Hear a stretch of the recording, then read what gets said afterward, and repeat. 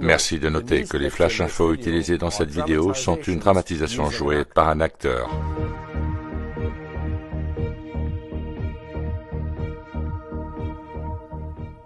Le gouvernement du Royaume-Uni va bientôt introduire des changements fondamentaux dans la manière dont l'argent fonctionne. Ces changements sont planifiés par les banques centrales partout dans le monde, dont la Banque centrale du Royaume-Uni, la Banque d'Angleterre. Ces changements, une fois introduits, affecteront tout le monde.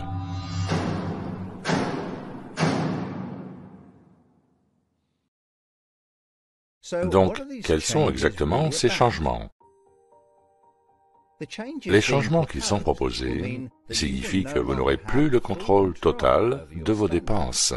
En fait, ce qu'ils prévoient, c'est le remplacement de l'argent par quelque chose de fondamentalement différent. Par conséquent, ce n'est pas juste le cash qu'ils veulent extraire de l'économie, c'est l'argent lui-même.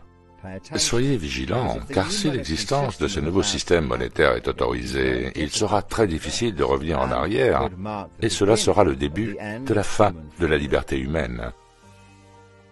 Pour expliquer les changements qui sont en cours de mise en place en ce moment, pour vous, demain, détaillons un peu le fonctionnement de votre argent aujourd'hui.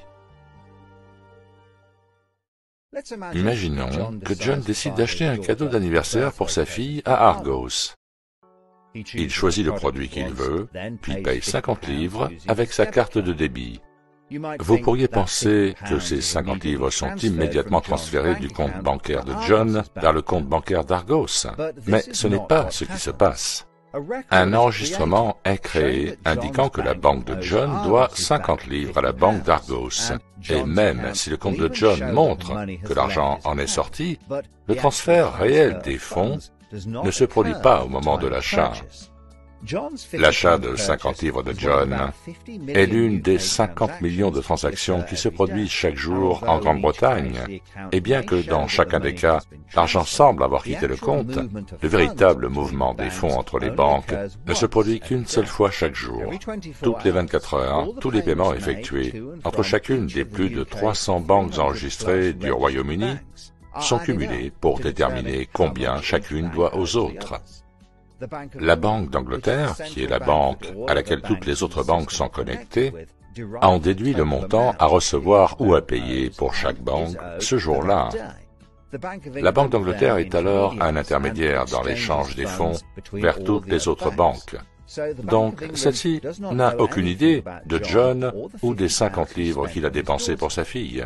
L'argent de John n'est qu'une minuscule partie de l'énorme transfert de fonds. Ce qui veut dire que la seule organisation qui voit ce que John fait de son argent est sa propre banque. La banque centrale ne peut pas voir ce qu'il achète ou où il l'achète. Et la banque de John est sous l'obligation de ne pas partager le détail de ses dépenses avec n'importe qui, ce qui signifie qu'il y a, et c'est justifié, un certain degré d'anonymat et de confidentialité sur le choix des dépenses de John. Cela veut donc dire aussi que un gouvernement ou une autorité centrale, telle que la Banque d'Angleterre, ne peut directement restreindre l'usage de la carte de débit de John, car elle n'a aucune visibilité sur ce que John fait de son argent. Si John payait son cadeau de 50 livres en cash, alors l'achat serait complètement anonyme. Personne, même la banque de John, ne connaîtrait l'existence de celui-ci. Donc, les transactions en cash sont les seules véritablement anonymes, et les transactions par carte de débit ont un certain degré de confidentialité car seule votre banque peut le savoir. Donc, quel est ce nouveau système ? Le nom de ce nouveau système est Central Bank Digital Currency, ou CBDC. On lui donne des fois d'autres noms comme Smart Money. Voilà comment ça marche. Imaginons John, à nouveau, décidant d'acheter un cadeau d'anniversaire pour sa fille à Argos.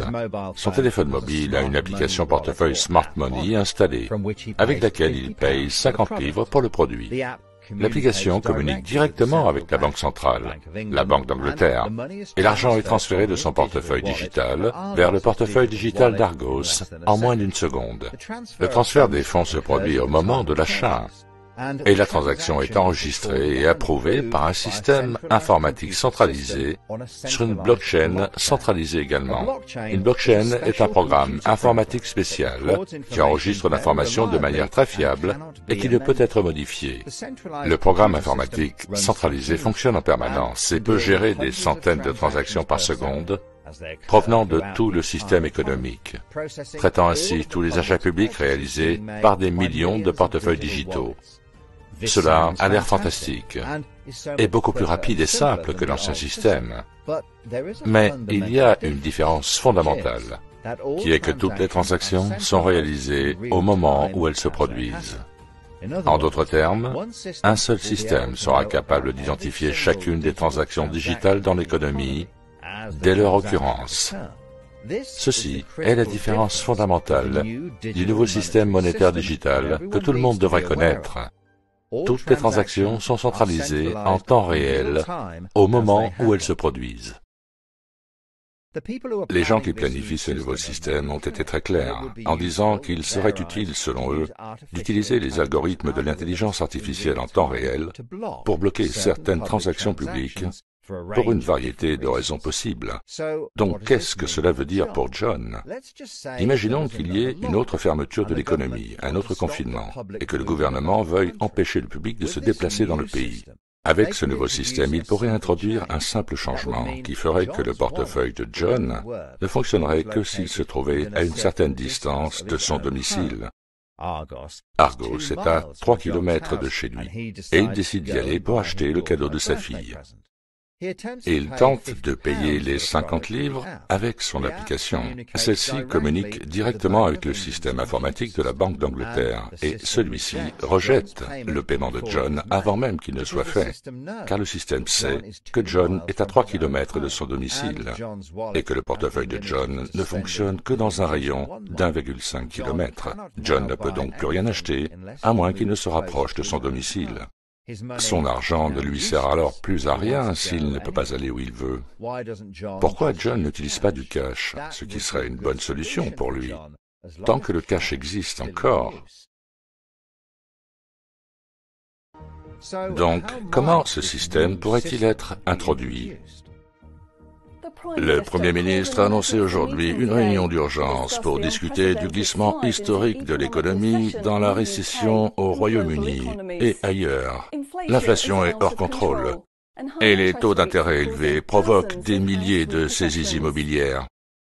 Tous les points de retrait de cash, automatiques ou au guichet, sont maintenant gelés et des millions de personnes risquent de perdre leur épargne pour cause d'insolvabilité déclarée de Bank Mainstream. Le gouvernement et la Banque d'Angleterre accélèrent l'introduction d'une nouvelle monnaie digitale émanant de la Banque centrale, que tous les clients des banques au Royaume-Uni pourront recevoir en échange de leurs fonds existants, qui, dans de nombreux cas, ne sont maintenant plus disponibles sur leur compte bancaire. Le gouvernement explique que cette nouvelle monnaie digitale permettra à l'économie de sortir de la récession. Il servira à renflouer les fonds publics et les fonds d'entreprise actuellement détenus par millions sur des comptes de banque qui sont au bord de l'effondrement.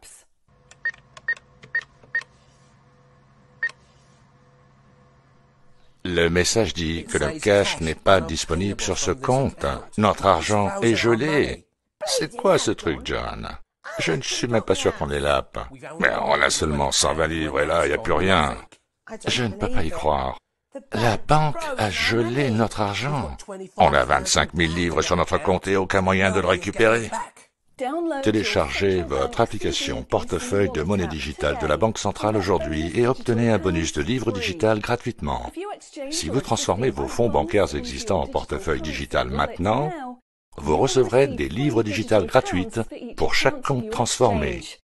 Vous pouvez alors dépenser votre argent digital avec votre application, exactement comme avec une carte de débit. Téléchargez l'application gratuite maintenant depuis le site du gouvernement du Royaume-Uni ou depuis l'App Store. John, il faut qu'on télécharge ce truc de portefeuille digital maintenant et voir si on peut tout transférer. On n'a pas d'autre choix.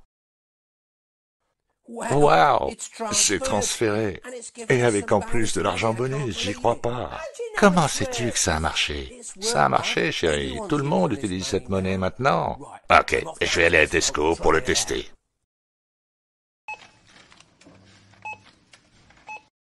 Ainsi soit-il. Des chiffres récents montrent que l'utilisation de cash par le public a diminué de moitié ces 12 derniers mois. Des experts pensent que cela est le résultat du succès de la nouvelle monnaie digitale de la Banque centrale, due à sa facilité d'utilisation. Le gouvernement a annoncé que l'argent liquide serait supprimé d'ici 3 ans. J'arrive pas à me rappeler mes dernières dépenses en cash. Ça m'a l'air si encombrant et démodé. Chercher de la petite monnaie chaque fois que tu veux acheter quelque chose, c'est beaucoup plus facile maintenant. 3 ans plus tard. Ah, sais-tu où est la télécommande, ma chérie? Ah, regarde ce que j'ai trouvé. Tu t'en rappelles? Qu'est-ce que tu vas faire avec ça? Ben, je sais pas. Ok, pourquoi ne pas le garder? Je vais l'encadrer. Des données récentes provenant de la conférence annuelle sur le changement climatique ont révélé qu'une réduction drastique de l'utilisation d'énergie fossile aidera à nous protéger de celui-ci. Le gouvernement a annoncé des quotas pour l'utilisation de l'essence et du diesel pour tous les citoyens du Royaume-Uni qui seront appliqués à l'aide de la Smart Money. Chaque portefeuille limitera l'achat à 15 litres par semaine. Au-delà de cette quantité, le portefeuille n'autorisera plus ce genre de dépenses pendant ce délai d'1 semaine. Ah merde! Les préoccupations croissantes liées à l'obésité et à la mauvaise santé seront traitées par le réseau Smart Money. Le gouvernement propose de limiter le nombre de produits sucrés que chaque portefeuille digital peut acheter pour chaque mois. Quoi? Les experts disent que la nouvelle pandémie, qui est 10 fois plus contagieuse et mortelle que le coronavirus, ne peut être vaincue qu'en minimisant tous les contacts humains et en restant chez soi autant que possible. Pour appliquer cela, tous les portefeuilles digitaux ne fonctionneront que dans un rayon d'1 km 500 autour de l'adresse enregistrée. Les heures d'achat seront échelonnées de manière à ce que vous ne puissiez faire des courses que pendant une période de 2 heures par jour. Tous les achats de produits non essentiels seront rejetés. Mais c'est pas vrai! Le gouvernement, dans le but de stimuler l'économie, essaie de s'assurer que toutes les allocations versées au public sont dépensées dans un délai approprié. À partir du 1er août, tous les versements d'allocations ainsi que le nouveau crédit social devront être dépensés dans les 2 mois suivant leur réception. L'argent des allocations expirera et n'aura plus aucune valeur s'il n'est pas dépensé pendant cette période de 2 mois. Bon sang, ils imposent une durée de vie à l'argent. Le taux de vaccination pour la dernière pandémie est désormais de 95%. Tous ceux qui n'ont pas été vaccinés se verront placer des restrictions sur leur portefeuille. Pour les 5% de non-vaccinés, les dépenses ne seront autorisées qu'à certains moments, dans un rayon d'1,5 km de chez eux. Certains produits ou services tels que alcool, billets de transport ou restauration ne seront pas disponibles pour ceux qui n'ont pas été vaccinés, et leur portefeuille digital ne fonctionnera pas en dehors du Royaume-Uni.